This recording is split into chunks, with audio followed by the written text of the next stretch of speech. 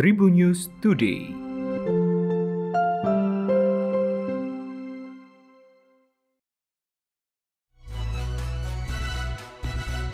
Tribun News Today bersama saya Delta Gonzales, kita awali dari berita nasional.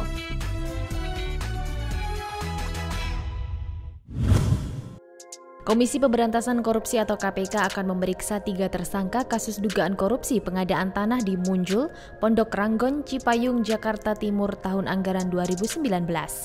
Mereka yaitu Direktur PT Adonara Propertindo atau AP, Tommy Adrian, Wakil Direktur PT AP, Anja Runtuwene, dan Direktur PT Aldira Berkah Abadi Makmur, Rudi Hartono Iskandar.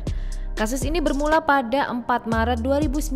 Saat itu Anja bersama Tommy dan Rudi menawarkan tanah yang berlokasi di Munjul seluas lebih kurang 4,2 hektar kepada Perusahaan Umum Daerah Pembangunan Saranajaya. Padahal saat itu tanah tersebut sepenuhnya masih milik Kongregasi Suster-Suster Cinta Kasih Karolus Borromeus. Pelaksanaan serah terima sertifikat hak guna bangunan atau SHGB dan tanah girik dilakukan melalui notaris yang ditunjuk oleh Anja. Terkait pelaksanaan pengadaan tanah di Munjul Kelurahan Pondok Ranggon, Kecamatan Cipayung, Jakarta Timur ini, KPK menduga Perumda Saranajaya melakukan 4 perbuatan yang melawan hukum, yakni tidak adanya kajian kelayakan terhadap objek tanah, tidak dilakukannya kajian apresial dan tanpa didukung kelengkapan persyaratan sesuai dengan peraturan terkait. Beberapa proses dan tahapan pengadaan tanah juga diduga kuat dilakukan tidak sesuai SOP, serta adanya dokumen yang disusun secara backdate dan adanya kesepakatan harga awal antara pihak Anja dan Saranajaya sebelum proses negosiasi dilakukan. KPK menyatakan atas perbuatan para tersangka diduga telah mengakibatkan kerugian keuangan negara setidaknya sebesar sejumlah 152,5 miliar rupiah. Untuk berita regional, seorang pelajar di Kabupaten Kulon Progo, Yogyakarta menjadi korban penganiayaan. Galih 15 tahun dianiaya hanya karena menatap sekelompok orang yang tidak dikenalnya.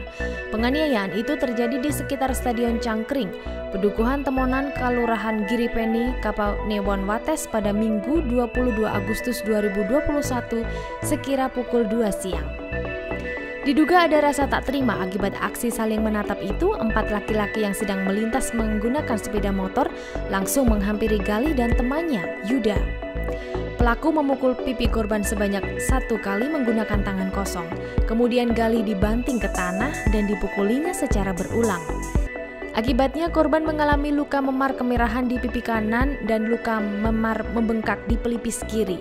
Sementara saat penganiayaan terjadi, 3 teman pelaku memegang Yuda. Polisi hingga saat ini masih memburu pelaku dan belum diketahui identitas para pelaku itu. Aktor asal Korea Selatan Lee Min Ho menceritakan proses pembuatan konten di kanal YouTube miliknya yang bernama Lee Min Ho Film.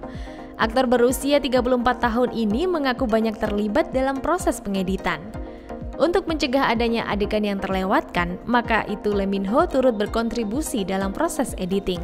Ia menempatkan setiap potong klip secara teratur, membantu editor untuk memahami apa yang dia inginkan. Bintang drakor The Legend of the Blue Sea ini juga mengedit video versinya untuk disandingkan dengan hasil editornya. Konten-konten Lee Min Ho diketahui memiliki ciri khas. Ada yang menyenangkan, ada juga yang menyedihkan. Menurut Lee Min Ho, kontennya ini seperti layaknya kondisi yang terjadi di kehidupan sehari-hari, kadang menyenangkan, kadang pula menyedihkan. Untuk diketahui Tribuners, kanal YouTube Lee Min Ho diluncurkan sejak Oktober 2020 lalu, dan kanal ini telah memperoleh lebih dari 700.000 subscriber. Dari berita olahraga, kompetisi sepak bola kasta tertinggi Indonesia bertajuk Liga 1 2021 dipastikan sudah mendapatkan izin kembali bergulir. Liga 1 dijadwalkan akan secara resmi mulai bergulir pada 27 Agustus 2021 mendatang.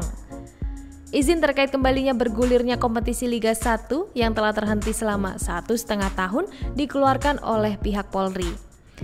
Pihak Kemenpora juga terlibat dalam keputusan penting ini, sehingga tim-tim Liga 1 tak perlu merasa risau lagi akan penundaan kompetisi. Arema FC yang menjadi satu kontestan kompetisi melayangkan pesan penting kepada semua pihak terutama elemen sepak bola tanah air. Tim berjuluk Singo Edan ini menghimbau agar semua elemen bisa menjaga amanah yang diberikan Polri dan Kemenpora tersebut. Penyampaian pesan penting itu dilayangkan oleh Sudar Maji selaku media officer Arema FC.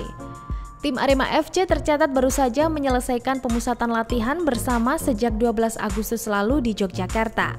Arema sendiri dijadwalkan akan bertanding melawan PSM Makassar pada pekan perdana Liga 1 Jumat 27 Agustus mendatang. Demikian Tribun News Podcast untuk edisi hari ini. Saya Delta Gonzales, tetap update kabar terkini di Tribun News Podcast hanya di Spotify. Tribun News Today.